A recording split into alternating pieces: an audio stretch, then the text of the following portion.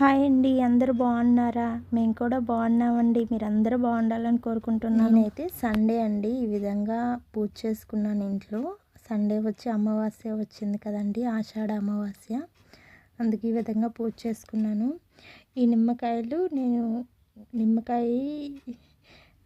మిరపకాయలు అయితే ఇలా కుట్టుకున్నానండి. 5 మూరల దారం వేసి, 5 పోగులు అండి అవి. 5 పోగులు దారం వేసి పసుపు పూసి ఇలా చేసి పెట్టుకున్నాను. నాకు 2 గుమ్మాలు ఉన్నాయి. 2 గుమ్మాలు అంగడికి ప్లస్ వచ్చేసి గాడికి 4 చేసుకున్నాను. ఇలా కర్పూరం చూపిస్తే కర్పూరం పైన వచ్చే మసి అయితే నిమ్మకాయకి తగిలితే మంచిదంట అండి. అందుకైతే ఇలా చేస్తూ ఉన్నాను.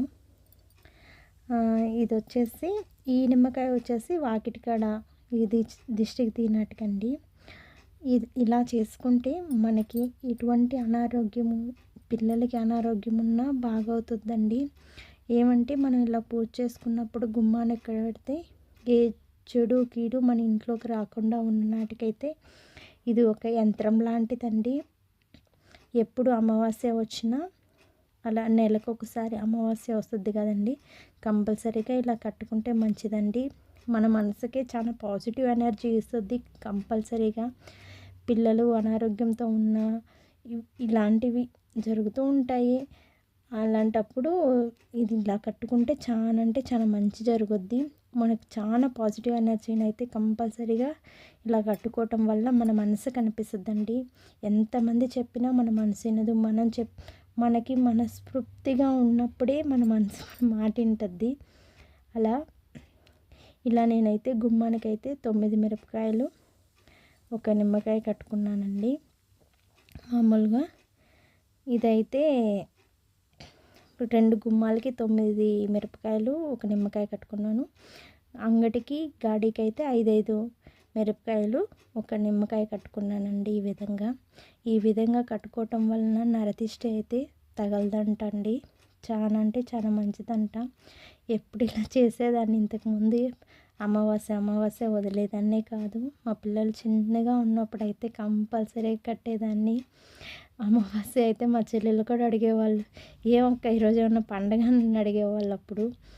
ఇప్పుడు కొంచెం అలా వదిలేసాను. కాకపోతే మళ్ళీ స్టార్ట్ చేస్తారు. అలా చేసుకుంటే చాలా బాగుంటుంది. ఈ విధంగా అయితే నేను సండే మార్నింగ్ వీడియో తీసేదానికి అవ్వలేదండి. నేనైతే గుడికి వెళ్ళాను. ఇక్కడ గుడికి వెళ్ళాను కదండి. అక్కడ పూజారి గారు అప్పుడు లేట్గా వచ్చారు. వాళ్ళు పని చేస్తూ ఉంటే నేను ఇక్కడ దేవుడు అమ్మవారి దగ్గర పూలు అవన్నీ తీసినప్పుడు ఆయన చెప్పాడు, నువ్వే అభిషేకం చేయమ్మా, అమ్మవార్లకు అభిషేకం చేసి అలంకరణ చేయని చెప్పారు. నాకు చాలా అంటే చాలా సంతోషం వేసింది. ఫస్ట్ టైం ఈ విధంగా నేను గుడిలో అభిషేకం చేయటం నాకు చాలా హ్యాపీగా అనిపించింది. ఈ వీడియో అయితే మా పాప తీసింది. నేను అందుకే ఈ వీడియోని వేశాను. తర్వాత వద్దులే అమ్మ వీడియో తీసేదని చెప్పేసి ఆపేపించాడు వాళ్ళ నాన్న. ఈ విధంగా అయితే జరిగిందండి. నాకైతే చాలా మనసుకు చాలా ఆనందం వేసింది. ఈ గుడిలో ఏంటంటే పెద్దరికం తీసుకొని అందరూ పెద్దలని పెద్దరికం తీసుకొని ఈ గుడిలో వాళ్ళు చేయలే వీళ్ళు చేయలే, మధ్యలో పూజారిని పెట్టారు. పాపం ఆయనకి కనీసం సౌకర్యానికి కూడా దేవుడికి పూజలకి అవేమీ ఇస్తలేరంట. అందుకనేసి గుడి వచ్చేసి మా గ్రామం గుడి అండి, గ్రామదేవుడు మునేశ్వర స్వామి. అందుకనేసి మేము ఏం చెప్పామంటే పండగల టైము మేము ఇస్తాము. మంత్లీ పండగలకి దేవుడికి కావాల్సిన ఇవన్నీ మేము ఇస్తామండి, డబ్బులు పంపిస్తాము. అవి ఏం కావాలో మీరు తెచ్చుకోండి అంటే ఆయన చేతికుండా వేసి రోజు ఇలా తెచ్చి చేస్తున్నానని చెప్పారు. చూడండి, పూజారి అయితే గర్భగుడిలో చేశారు, నేనైతే అక్కడ చేస్తూ ఉన్నాను. అయితే పూజారికి చెప్తే సరేనమ్మా మీరు ఫస్ట్ టైం తెచ్చి ఇవ్వండి, ఈ విధంగా అలంకరించానండి. నాకైతే చాలా హ్యాపీ అనిపించింది. ఫస్ట్ డే మీరు తెచ్చియండి అమ్మ అని చెప్పారు. అందుకని తీసుకొని వచ్చి ఇచ్చాము. బాగా పూజ చేశారండి.